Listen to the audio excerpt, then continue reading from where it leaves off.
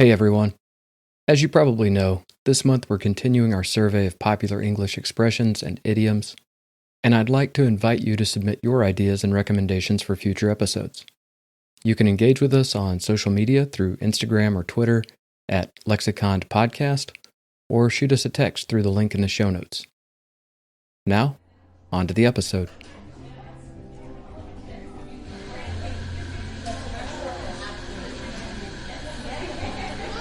Picture this. You walk into a coffee shop, hoping to grab your usual, and you see that the price has jumped again. You wince, tap your card, and mutter, "Well, there goes my nest egg." And the barista chuckles and says, "Well, at least you're not paying through the nose." You both laugh, but the truth is, money may not buy happiness, but it sure gives language a lot to talk about.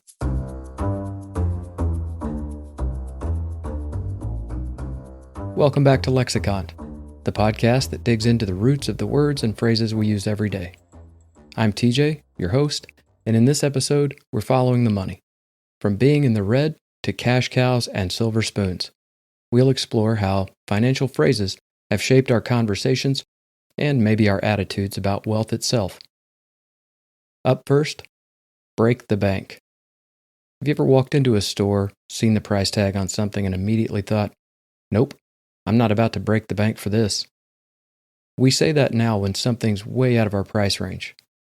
But the phrase actually comes from the world of gambling, specifically Monte Carlo in the 19th century. You see, the casino at Monte Carlo had a tradition.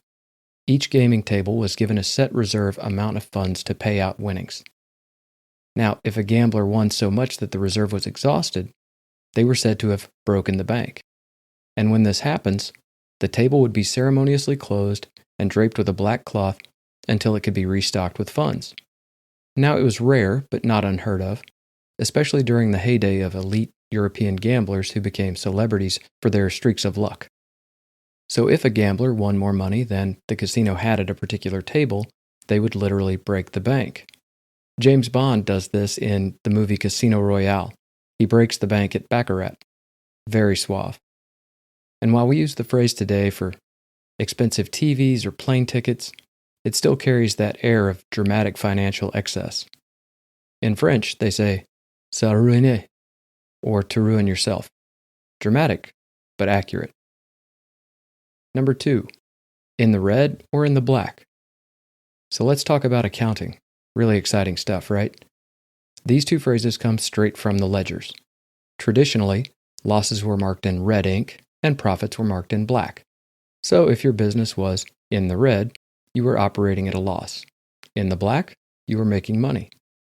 The color coding was literal. The term stuck, and they even gave rise to Black Friday, that all-important shopping day after Thanksgiving, when retailers supposedly went from red to black, financially speaking. Now, fun fact, the term Black Friday was actually first used in 1869 to describe a financial panic triggered by two investors who tried to corner the U.S. gold market.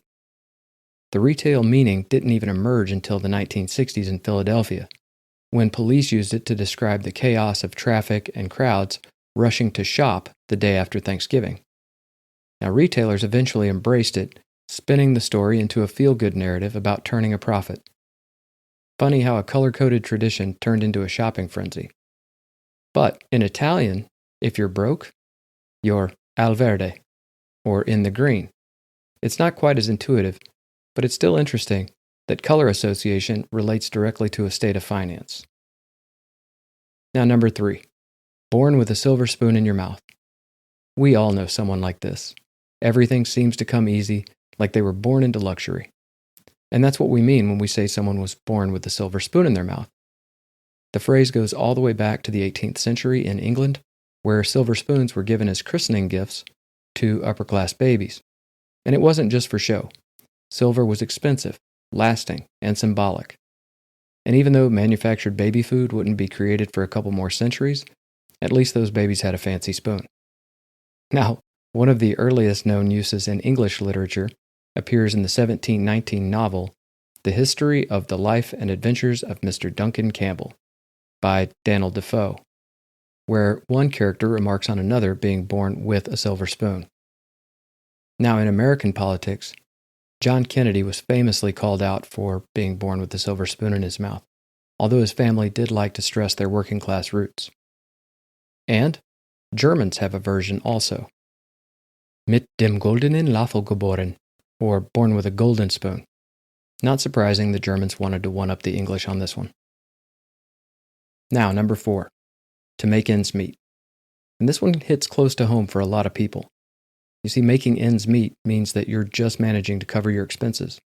One common theory is that the phrase started with sailors tying ropes to secure a ship. Getting two ends to meet took skill and strength. But it may have more than one origin. Some historians suggest it might come from tailoring, where making ends meet, stretching fabric just far enough to finish a garment. Others say it may come from budgeting, trying to get the ends of your income and expenses to align, especially when money is tight. There's even a theory that it may have come from agriculture, where farmers lined up the ends of furrows in their fields. Now, regardless of where it began, it morphed into a metaphor for stretching limited resources just enough to get by. The phrase showed up in 17th century journals and has hung around ever since. Think of sitcoms like Roseanne or The Bear, families and individuals doing whatever it takes to make rent, pay bills, and stay afloat. In Spanish, they say, llegar a fin de mes, or to reach the end of the month. Same struggle, different language. Number 5, nest egg. Now here's a cozy one. A nest egg is what you tuck away for the future. Retirements, emergencies, or just peace of mind. The term comes from farming. So farmers would leave a fake egg in a chicken's nest in order to encourage more laying. And it worked. So eventually, this phrase was borrowed to describe the financial savings that grow over time. You'll see it all over retirement ads. Grow your nest egg here. And it's comforting to think that an old-fashioned farmer's trick has become a universally understood staple of banking. Now in Chinese, they have a phrase when preparing for retirement described as hard-earned money, a reminder that the nest egg doesn't appear by magic. Sometimes you have to sit and wait. Number 6, cash cow. A cash cow is something or someone that reliably brings in money. Now, the idea comes from corporate strategy during the 1970s, when the Boston Consulting Group categorized business units. So those that were the mature, low-maintenance but high-profit divisions, they coded them as cash cows. Like dairy cows, they just keep giving. Movie franchises like Star Wars and Harry Potter are textbook examples. No matter how many spin-offs or reboots are produced, the audience keeps buying tickets. In Hindi, there's a phrase that I will not try to pronounce today that basically translates to a cow that gives milk. So the visual is universal, but should probably come with the warning, be careful not to milk it dry. Number 7, pay through the nose. Now you know that moment when you see your hospital bill or a concert ticket total and think, wow, I am really paying through the nose for that. Well, this one's a little gruesome. One theory links it to 9th century Ireland, where invading Danes supposedly punished those who didn't pay taxes by slitting their noses. Now, this gruesome act was meant as both a punishment and a public marker of tax evasion, literally cutting the nose to shame and physically scar the offender. While it's hard to verify with concrete historical record, the story has circulated widely and fits the dramatic tone of the phrase. It may have been exaggerated or mythologized over time, but the visual of a sliced nose has certainly helped the phrase endure. Another theory connects it to a Norse term for head count or tax collection. Specifically, the Old Norse word nose may have referred to a poll tax, essentially a per-person tax, where each individual was counted and assessed. Over time, the link between taxation and the nose became metaphorical, and the idea of paying through the nose evolved to reflect exorbitant or unavoidable financial demands. So while it's difficult to trace the exact linguistic leap, the imagery stuck and turned into a vivid way of describing overpriced pain points. It's become a favorite line in sitcoms and stand-up routines when someone's been overcharged, and of course some cartoons have played on the literal meaning. Interestingly, in Portuguese, you would say it cost the eyes from your face. Also, a very vivid image. Number 8. Filthy rich. We've all heard filthy rich, usually with a smirk. It means someone is extremely wealthy, but there's often an implied judgment. Like, sure, they've got money, but maybe not taste. The phrase likely plays on the old moral tension between wealth and virtue. In the Victorian era, opulence was sometimes seen as indulgent or even corrupt. The phrase took hold in the mid-20th century, around the time post-war prosperity was booming. One of the earliest known uses in print comes from the 1929 publication, The American Mercury, where it was used in a satirical context to describe excessive wealth. Now pop culture has run with it. And ever seen Crazy Rich Asians? In Russian, they say, "Gryazno bogati," dirty rich. So, strangely, it does translate. And apologies to any oligarchs who may be listening for my Russian mispronunciation. Now moving on. Number 9, living paycheck to paycheck. This is the reality for a lot of people. It means that your income just barely covers your expenses. There's no cushion, no margin. The phrase gained traction during the Great Depression and came back strong in the inflation-heavy decades that followed. One of the earliest known uses in print appeared in the 1930s as an article from the Associated Press that described workers struggling to stay afloat. Quote, "Many are living from paycheck to paycheck with nothing set aside." Now, it's a common theme in personal finance discussions today, especially online. There are memes, articles, even TikToks. People talk openly about the hustle, the budget stress, and the desire for something more stable. In Tagalog, the language of the Philippines, they have a saying that means, "one scratch, one peck." It describes the daily grind, and is pretty accurate. Number 10. In tall cotton. Now here's a phrase that sounds like it came straight off of a southern front porch. And it kind of did. To be in tall cotton or in high cotton means you're doing very well financially or living comfortably. The phrase has obvious agricultural roots, particularly in the American South. When cotton plants grew tall, it was a sign of a good, healthy crop, and a good crop meant more money. So if you were walking through tall cotton, you were quite literally surrounded by success. The phrase eventually became a colloquial way to say someone was thriving. And it pops up in old letters, folk tales, and even a few classic films. And of course, there was the hit song High Cotton by the country music group Alabama. President Lyndon Johnson, affectionately known as LBJ, grew up in Texas and was actually known to use this phrase from time to time when things were going well.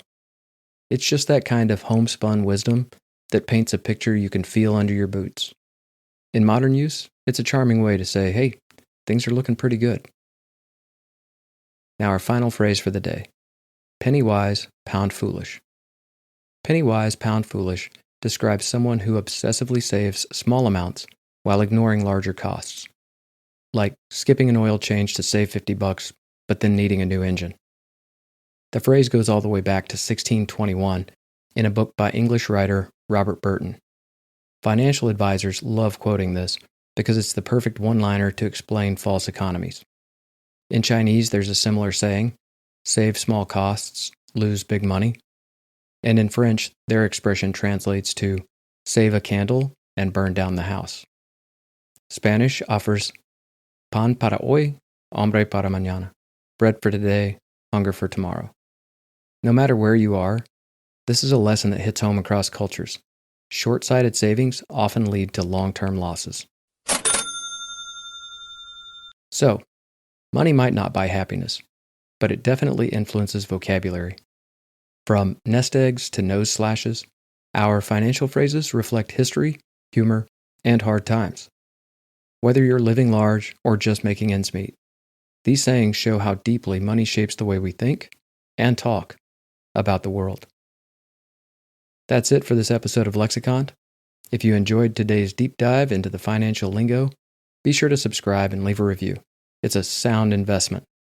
Pun absolutely intended. I'm TJ, and this has been Lexiconned. Thanks for listening, and for caring about the words and phrases that shape the world we live in. Stay curious, stay kind, and be well. As always, Lexiconned is written, recorded, and produced by me, your Logophile companion, TJ Martin.